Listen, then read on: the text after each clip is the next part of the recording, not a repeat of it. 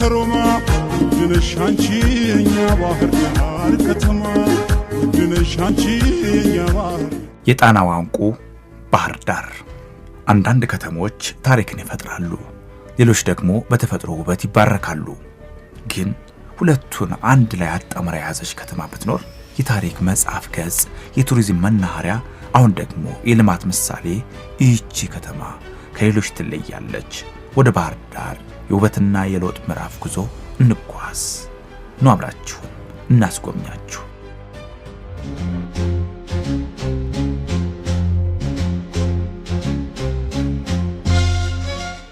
ኢትዮጵያ የአፍሪካ ቀንድ ኩራት የጥንት ስልጣኔዎች ምድር ግን ከዚህ ታላቅ ሀገር ከተሞች መካከል አንዷ ልዩ ጥሪ ያላት ከየትኛውም ቦታ በተለየ መልኩ ውበትን ታሪክንና ተፈጥሮን አጣምራ ያዘች ከተማ እንኳን ደህና መጡ ወደ ባህር ዳር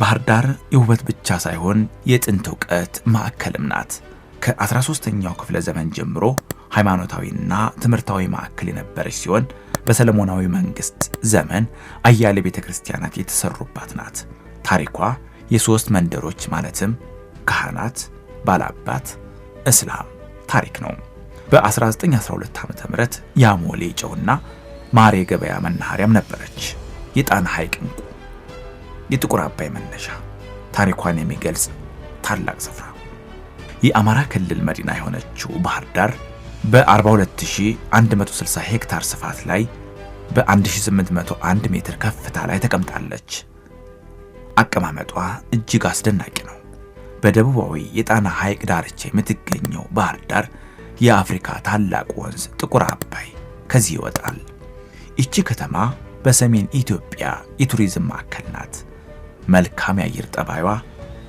የሐይቁና የአባይ ውበት እንዲሁም ታሪካዊ ቅርሶቿ ለቱሪዝም ዘርፍ ትልቅ አቅም ፈጥረውላታል ባህር ዳር በተለይ አሁን የዓለም የቱሪዝም ሊቃውንት እንደሚሉት ቱሪዝም የሚባለው ፍልስፍና ዋና ጉዳይ ነው የሚባሉት ጸጋና የሰው ባህል ናቸው እና ሁለቱም አላት እንደምታውቂው ጎጃም በጣም እንግዳ ተቀባይ ነው አካባቢው በጣም ሰው ጥሩ ነው ሁለተኛው ነገር እንግዲህ ተፈጥሯዊ ጸጋዋን እንደምታዩ ነው ባህር ዳር በኢትዮጵያ ትልቁን ሐይቅ ይዛለች ይሄ ሐይቅ ደግሞ እንደው የቆዳ ስፋቱና የውሃው መጠን ብቻ አይደለም ትልቅ የሚያስብለው ረጅም ዘመን ያስቆጠሩ ታሪካዊና ጥንታዊ ሴቶችን የያዘ ነው ከዛ ባሻገር ደግሞ በዓለም ታሪክ ረጅሙና ትልቅ ትርጉም ያለው ወንዝ እንደ ማህፀን የሚታይ ሐይቅ ነውና እነዚህን ደራርበሽ ስታይ ከተማው አሁን እያስፋፋችሁ ከመጣቸው የቱሪስት አገልግሎት ሰጪ ተቋማት ጋር ለቱሪዝም ተመራጭ መዳረሻ እየሆነች መምጣቷን ማየት ይቻላል ለምሳሌ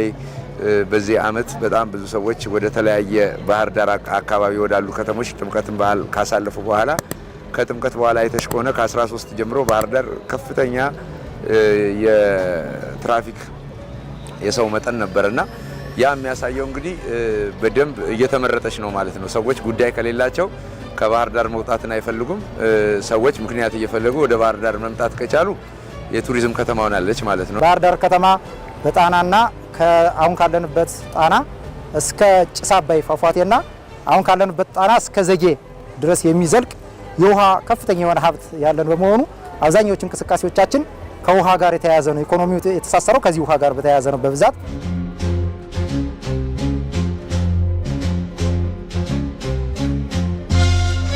ባህር ዳር የሰላምና የመቻቻል ምሳሌ ናት የህዝብ ብዛቷ በከፍተኛ ሁኔታ እያደገ ነው በ2012 ዓ.ም 414763 ነዋሪዎች ይኖሩባት ነበር አማርኛ ዋናው መነጋገሪያ ቋንቋ ሲሆን 96.7% ይሆናል በተጨማሪም ኦሮሞኛና ትግርኛ ተናጋሪዎችም ይገኛሉ እዚህው ውቧ ባህር ዳር ውስጥ ኦርቶዶክስ ክርስቲያኖች 89.7 ትልቁን ድርሻ ሲይዙ እስላም 8.5% እና እንዲሁም ፕሮቴስታንት 1.6% ተከታዮች በዚህው ውቧ ባህር ዳር ውስጥ ይኖራሉ የባህር ዳር ህዝቦች በሀገርና በሃይማኖት ጉዳይ ተከባብረውና ተሳስበው መኖርን ያሳያሉ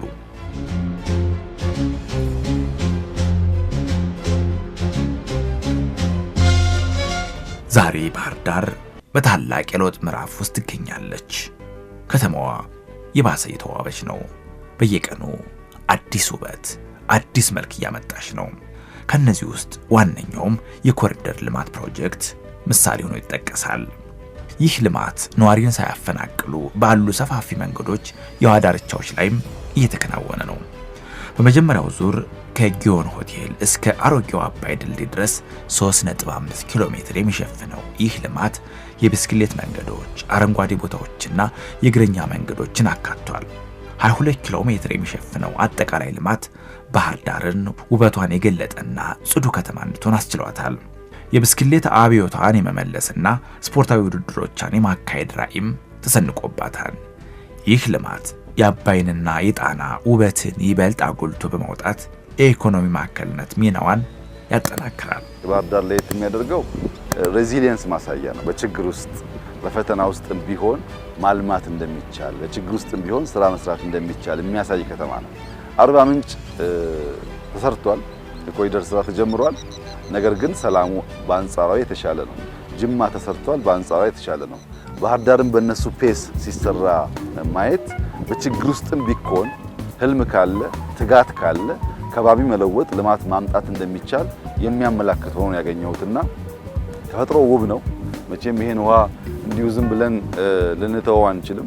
የብዙዎች መዝናኛ መሆን አለበት። ትላልቅ ቦታዎች እየመጡ ሰዎች ሰርግ የሚያደርጉበት ለኮንፈረንስ የሚሰባሰቡበት ቦታ መሆን አለበት። የተወሰኑ ቦታዎች አዳዲስ ገብተዋል እንዳያችሁት። ይሄ እየተበራከተ ሄዶ ባህር ዳር ኢኮኖሚዋ አድጎ ሰው ተጠቃሚ እንዲሆን ውበቷ ወደ ገንዘብ እንዲቀየር ውበቷ ወደ መልካም ስምነት እንዲቀየር ማህበረሰቡና የክልሉ መንግስት በጀመሩት መንገድ አጠናክረው ሊሰሩ ይገባል ብለን እናምናለን። ባህር ዳር የጥንት ታሪክና ዘመናዊ ልማት የተገናኙባት ውቧ ከተማ ናት። የጣና ሐይቅ ገጽታዋን ገላጭ፣ የአባይ ወንዝ መነሻ፣ የወደፊቷን በኮሪደር ልማት የምትገነባ ይህቺ ከተማ ከልማት ጎዳናዋ እንዳትወጣ የነዋሪዎች የጋራ ጥረት ያስፈልጋል። በውበቷ የምትማርክ፣ በታሪኳ የምታኮራ፣ በሰላማዊ ምሳሌ የምትሆን ከተማ ባህር ዳር የጣና እንቁ የለውጥ ምዕራፍ ውስጥ ትገኛለች።